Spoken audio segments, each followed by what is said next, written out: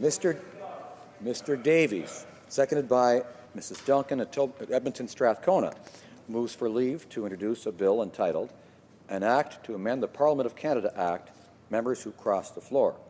This motion is deemed adopted. The honourable member for Vancouver Kingsway. Thank you, Mr. Speaker. I'm honoured to stand in this House and introduce a bill to deal with the issue of floor crossing, with great thanks to the honourable member from Edmonton Strathcona. Mr. Speaker, elections are about voters expressing their democratic choice. There is an issue of democratic accountability to the voter, and floor crossing betrays that trust. We have a history in my riding of Vancouver Kingsway where David Emerson crossed the floor from the Liberals to the Conservatives. Last Parliament, we saw Eve Adams cross to the Liberals, Bruce Heyer cross to the Greens.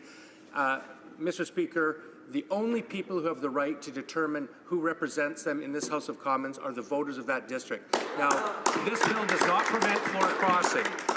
It requires a member who crosses the floor to sit with another caucus, ultimately to obtain the consent of the electorate who ultimately put them here. It does preserve the ability of a member to leave a caucus and sit as an independent, as an important check against party oppression. So I think, Mr. Speaker, every member in this House should have no problem supporting a bill that supports the basic democratic right of citizens of Canada to choose who represents them in this chamber.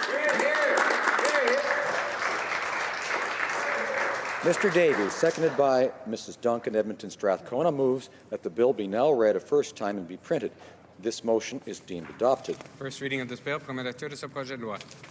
When shall the bill be read a second time? At the next sitting of the House.